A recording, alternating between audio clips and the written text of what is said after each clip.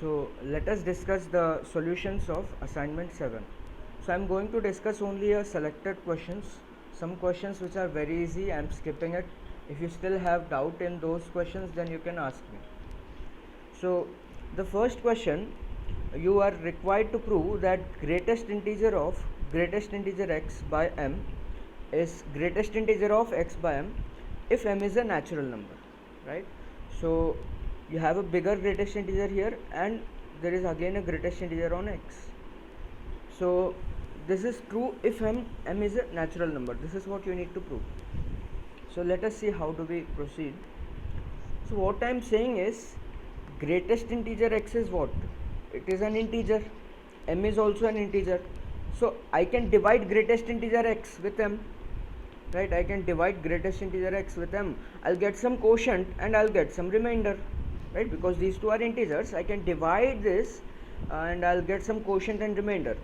So basically, since greatest integer x and m are integers, so by division algorithm or by Euclid's lemma, then there exists some q and r belongs to z such that greatest integer x can be written as some m into q plus r, right? If you get quotient q and remainder r, then you can write dividend is divisor into quotient plus remainder, right? And the condition on remainder is that 0 is less than or equal to r is less than m, right? This is what is the condition we have on remainder. Remainder is always non-negative and it is less than the divisor. That is what we have seen.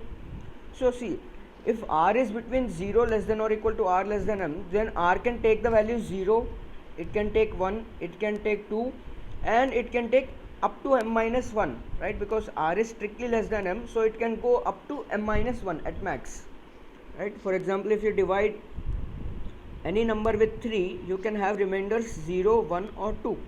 If you divide any number by say 7, then you can have remainders 0, 1, 2, 3, 4, 5, 6.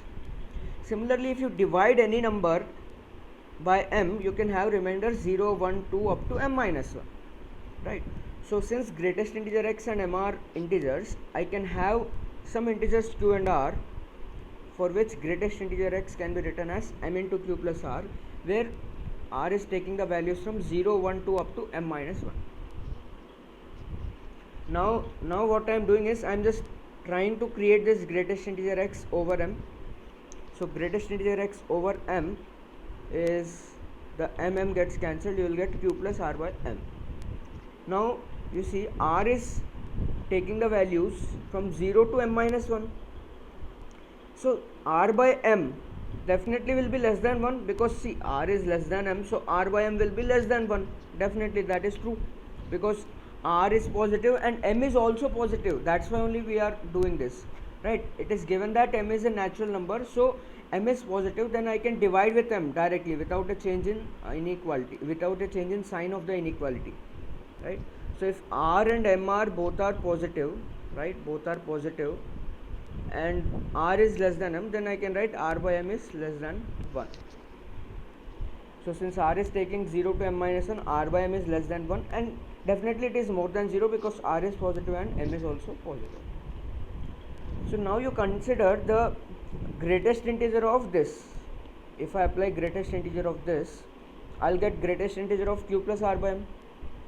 Now we have studied one property that greatest integer of x plus integer is simply greatest integer of x plus integer, right? Integer you can take outside. So greatest integer of q plus r by m, you can write q plus greatest integer of r by m, because q is an integer itself, right? And now you see r by m is between 0 to 1. R by m is between 0 to 1. Okay, r by m can also be equal to 0, right? If r is equal to 0, then r by m can also be equal to 0. So if r by m is between 0 to 1, then what is greatest integer r by m? It is 0, right? Because this is 0 point something, so its greatest integer, that is the just left integer, is 0. So this is 0 and this is equal to q. So greatest integer x by m, and again whole greatest integer is nothing but q. Now let us talk about greatest integer of x by m, right? So we have evaluated the first part, that is equal to q. Now let us evaluate the second part. So second part is greatest integer of x by m. and x can be written as greatest integer x plus fraction part x, right? Any real number you can write it as greatest integer x plus fraction part x, and we know that fraction part x should be between close 0 to open 1, right? That is, it can take the values from 0 to 1 but including 0 and excluding 1. So greatest integer x by m is q plus r by m, right? Because greatest integer x is m q plus r, so greatest integer x by m is q plus r by m. So this I have written q plus r by m, and this is fraction part by m. So finally, since q is an integer, you can take it outside of the entire big greatest integer, right? So q plus greatest integer of r plus fraction part x by m. Now you see that r is varying from 0 to m minus 1, isn't it? R can be taking the values from 0, 1, 2 up to m minus 1. So r is between 0 to m minus 1, both inclusive. And fraction part x can be between 0 to 1, right? That is what we have studied. Now if I add these two, r plus fraction part x, it will be definitely positive because both are positive, and maximum possible limit of r plus fraction part x will be how much? It will be m. It will be m, and that too it can't be equal to m. It can't be equal to m because see, r can be equal to m minus 1, but this fraction part x can't be equal to 1, right? So r plus fraction part x can't be equal to m minus 1 plus 1. It can't be equal to m, but it is definitely, I can say that it is less than m, right? So r plus fraction part x is less than m, it is more than 0. So if you take r plus fraction part x over m, right, if you divide this with m, this will be less than 1 and it will be more than 0. So its greatest integer will also be equal to 0. So finally this is also, you have q plus 0, that is q. So greatest integer of x by m, you have it as q, and this also you got it as q. So finally these two are equal if m is a natural number, right? So we were able to do all these things because m is a natural number, right? Because m is a natural number, we wrote the division algorithm at the beginning, and because m is a natural number, we are just able to divide with m and without changing in the sign of inequality. So I think that this is clear. You can copy the solution. Next, let us move to the fourth question. So second and third I have skipped them. Find n such that there are 300 zeros at the end of n factorial. So this is also a nice idea. See, we know that highest power of phi in n factorial is 300 because number of zeros at the end of n factorial is nothing but highest exponent of phi. So highest exponent of phi in n factorial is 300. But what is the formula for calculating highest power of phi, highest power of 7 in any n factorial? That is greatest integer of n by m, n by phi plus greatest integer of n by phi square, n by phi cube, and so on. This is equal to 300. And now we have studied that greatest integer of x is always less than or equal to x, right? Because that itself is the definition of greatest integer of x. That is the greatest integer less than or equal to x. So if there is x here, then greatest integer is the integer just left to the x. So greatest integer of n by phi is less than or equal to n by phi. Similarly, greatest integer of n by phi whole square is less than or equal to n by phi whole square, and so on. So I am taking an approximation of n here. What I am trying to do is I am trying to get an approximate value of n, right? So you see that I have just used the inequality here, that greatest integer of n by phi is less than or equal to n by phi, and this is less than or equal to n by phi square, and this is less than or equal to n by phi cube, and so on. So if I add all this, I can say that this entire thing is less than or equal to n by phi plus n by phi square plus n by phi cube plus so on. And see, this entire thing is nothing but equal to 300, right? So in this entire thing I have taken n by phi as common, so you will get 1 plus 1 by phi plus 1 by phi square plus so on. Now you see our fundamentals are coming into picture, that this is a geometric progression. This is geometric progression with the common ratio how much? 1 by phi, and the first term is 1. So this is a geometric progression with common ratio 1 by phi and the first term 1. So you know what is the formula of sum of n terms in geometric progression? That is a, that is first term, here it is 1, into r, that is common ratio 1 by phi, power number of terms minus 1 by r minus 1. So that is what I have written. But see here, number of terms are how many? It is infinity, right? There are infinite number of terms. You can just go on and on here. So infinite number of terms are there. So now you see 1 by 5 is how much? It is 0.2. 1 by 5 whole square, that will be 0.04. 1 by 5 whole cube will be 0.008, and so on. If I take 1 by 5 whole power, infinite number of terms. Infinite means very big number, that will go to 0, right? If I have a number, say 1 by 2 or 1 by 3 or 1 by 5, something like that, and if I raise it to power 100 or power 10,000, then this will go to almost 0, right? So if there is infinite number of terms here, so 1 by 5 whole power infinite will go to 0. So that's why I have written 0 here. And then you have minus 1 as it is. 1 by 5 minus 1, I have written it as minus 4 by 5. So this 5 will get cancelled, minus will get cancelled, you will get n by 4. And this entire thing is equal to 300. So 300 is less than or equal to n by 4. So n is greater than or equal to 1200. So you see, now I have got a approximation of n. So my n should definitely be greater than or equal to 1200, right? So let us try at 1200. If n is 1200, then what is the highest power of 5 in 1200 factorial, right? So highest power of 5 in 1200 factorial, I have computed it and I have got it as 298. Right? So after this step, it will be zeros only. So I have computed the highest power of 5 in 1200 factorial. I got it as 298. But we want 300, right? We want highest power of 5 to be 300. That is our aim.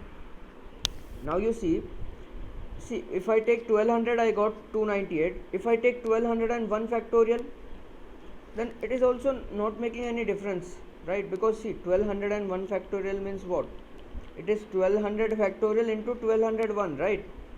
So 1201, it is not a multiple of 5, and in this 1200 factorial you have only 5 power 298. So how can you get 5 here? So 1201 factorial will not contribute anything to 5.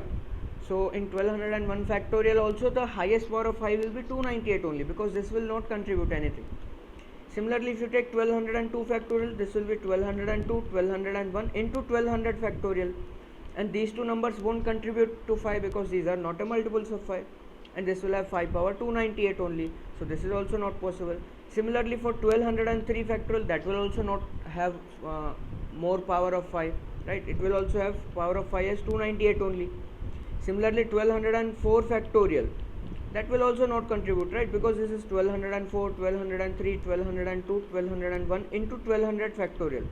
So this thing has 5 power 298, but these four things doesn't contribute to 5 because these are not a multiple of 5.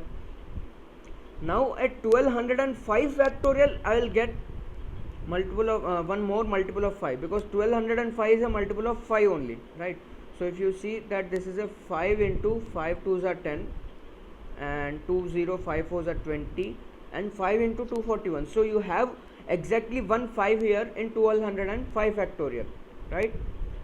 So 1205 factorial, you have 1205 and 1204 32 into 1200 factorial. So this will have 5 power 298, this will have 1 5 only, right? 5 into 241. So this will add and give us 5 power 299. So if n is 1205, then you will get 299. Similarly, at 1206, 1207, 1208 and 1209, you will just get 299 itself. But now when you come to 1210, and if I prime factorize 1210, right, if I divide 1210 with 5, I will get 5 2s are 10, 21, 5 4s are 20 and 242.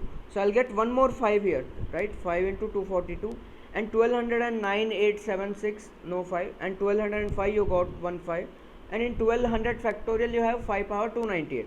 So then in 1210 you will get power of 5 as 300, right?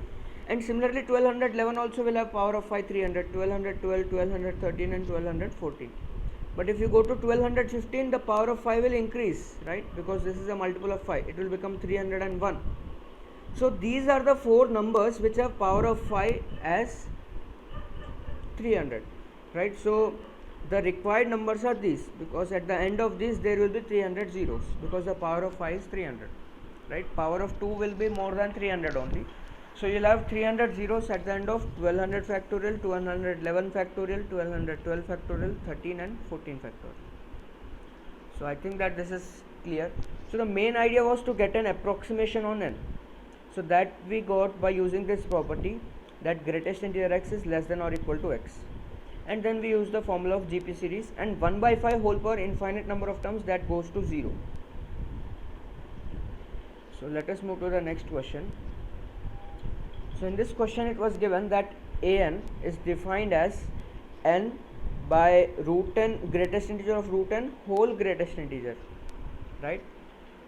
And you need to find for what values of n is an greater than an plus 1, and n is between n is taking the values 1, 2, 3 up to 2010. So this problem was appeared in RMO 2010, right? So now you need to find the values of n for which an is greater than an plus 1. So you see, to get an idea of the problem, you just take some examples, right? Because you see here there are so many things, root n, greatest integer, then there is one more greatest integer. So I mean there are so many things. So to understand, to get an idea of the problem, what you do is you just put the values of n, then you will get some idea. See, I have put the values of n as 1, then I got a1 is, if I put n is equals to 1, I will get a1 is equals to 1 by greatest integer of root 1 whole greatest integer. So root 1 is 1, greatest integer of 1 is 1, so again greatest integer of 1 by 1 is 1. If I put n is equals to 2, I will get 2 by root 2, root 2 is 1 point something only, greatest integer of 1 point something is 1, so this is 2 and greatest integer of 2 is 2. Similarly, if I take n as 3, this is root 3, and root 3 again is 1 point something only, so greatest integer of root 3 is 1, and this I got it as 3. And now if I take a4, greatest integer of root 4, this is root 4 is 2, so here you are getting 2, and so see here you are dividing with 1 only, so these values are increasing, but now you suddenly increase the numerator by 1, but denominator you also increased, so the value, entire value is decreased, that is 2, now you get 2 only. Again a5 is, root 5 is just 2 point something, so greatest integer of root 5 is 2, and 5 by 2 is 2.5, so greatest integer of 2.5 is again 2 only. Again I have computed a6, a7, a8 and a9. a9, what happened? Here you got greatest integer of root 9 in the denominator, that became 3, and till 8 you are getting only 2 in the denominator, right? So a9 became 3, so then this I had to divide with a bigger denominator, so my value got reduced to 3, right? See here you can see that value is same or increasing, but suddenly for a9 it got reduced to 3 because denominator suddenly increased by 1, right? Denominator was same here, but suddenly it increased by 1 because 9 is a perfect square, so root 9 you will get as 3. Similarly here also the values were same or increasing, but 4 is a perfect square, so denominator will suddenly increase by 1, so the entire value will get decreased from a3 to a4. Similarly here from a8 to a9 the value got decreased. So you can see that whenever you go to perfect square, the denominator will increase by 1 and the value with the previous one will decrease. For example, if you take a15, then this will be 15 by root 15. So this is 15 by, what is root 15 greatest integer? It is 3 point something, so this is 3 and this is 5. But if you go to a16, this is 16 by root 16 greatest integer, whole greatest integer. So root 16 is perfect square, so it is 4. So now this, you see, it has decreased. See, otherwise it won't decrease, because see, if it is not a perfect square in the denominator you have the same values, right? Because these are not perfect squares. But in numerator, values increasing 1, 1, 1. So the value will either be same or it will increase, right? It won't decrease. But when you go to perfect square only, the value of the denominator is increasing by 1, so the net value is decreasing. The net value from the previous one is decreasing. So now I think you can see the pattern. So when n is say perfect square, that is 4, 9, 16, right? 25, 36, 49. If n is perfect square, and before perfect square, I mean you can take, if n is equals to 3, then I can say that a3 is greater than a4, right? We want that an is greater than an plus 1. So if I take n as 3, then I can say that a3 is greater than a4, because 4 is a perfect square, so its value will decrease with a3, right? Because the denominator will suddenly increase by 1. Similarly, I can say that a8 will be greater than a9, right? and similarly a15 will be greater than a16, then a24 will be greater than a25, a35 will be greater than a36, a48 will be greater than a49, a63 will be greater than a64, right? Because all these are perfect squares, so the value will suddenly get decreased because the denominator is increased by 1. So n is nothing but all the perfect squares minus 1, right? You can take n as 2 square minus 1, 3 square minus 1, 4 square minus 1, and so on. So at all these values, suddenly the next value, that is for n plus 1, will be a perfect square, so denominator will decrease by 1. So you will have an greater than an plus 1 for n as perfect squares minus 1. Right, you can see that a15 is greater than a16, because in a16 denominator suddenly increases by 1, so the net value decreases. Similarly a8 is greater than a9, and so on. So see, now you can write the answer as 2 square minus 1, 3 square minus 1, and so on. Till 2010 you need to get perfect square, so you can take 44 square minus 1, because 45 square will exceed 2010, it will become 2025. So you can write these are all the possible values of n. But see, in Olympiad it is good if you can prove it in a general way. We have just taken examples here and we have done it, right? But if you can prove your observation in a generalized way, that is by taking n and k or something like that, then it will be very good, right? So, but this observation is very important. This only gave us the idea how to do it, what is happening in the problem. So now see, we need to prove that an is greater than an plus 1 if n is equal to k square minus 1, right? This is what we need to prove it in a general way. So that I am doing. See, if n is k square minus 1, then an is what? K square minus 1 by root of k square minus 1 greatest integer. So it is k square minus 1 by k minus 1. Why k minus 1 means, see, k square minus 1, it is definitely less than k square, and you can see that k square minus 1 will be greater than k minus 1 whole square, because k minus 1 whole square is k square minus 2k plus 1, right? So this k minus 1 whole square is always less than k square minus 1. This you can prove it. So see, k square minus 1 I have sandwiched between k minus 1 whole square and k square, that is between two consecutive perfect squares. Now if I take root, I will get k minus 1 is less than root k square minus 1 is less than k. So root k square minus 1 is sandwiched between k and k minus 1, that is consecutive integers. So its greatest integer will be what? Just left integer, right? I have on the number line k minus 1 and k are two consecutive integers, and between you have root over k square minus 1. So its greatest integer will be what? Just left integer, that is k minus 1. And k square minus 1 by k minus 1 is k plus 1, and k plus 1 is an integer only. So greatest integer of k plus 1 is k plus 1, right?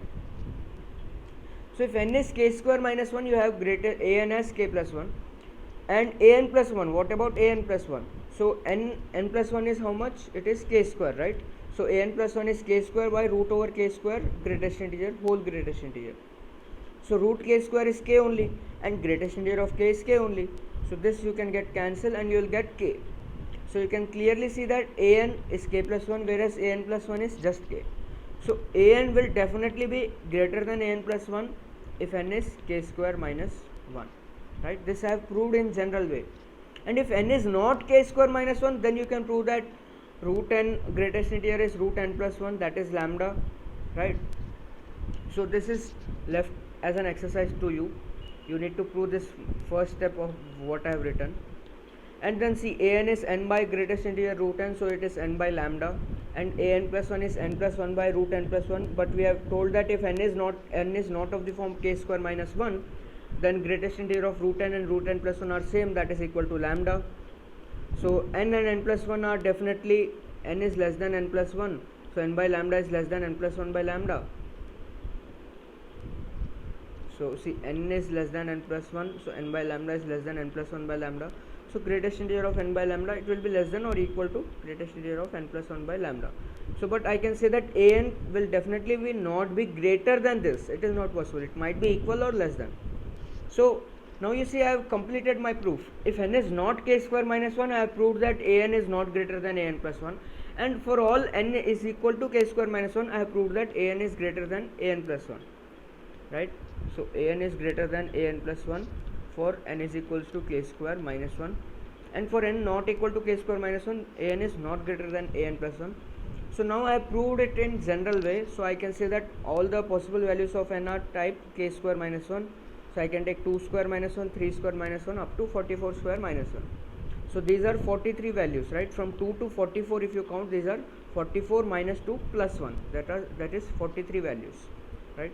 So there are 43 possible values of n. So I think this is clear. And see, these questions you have not solved, so you can copy the solution and later you solve them again on your own without seeing, and if any solution is unclear to you, then you can ask me.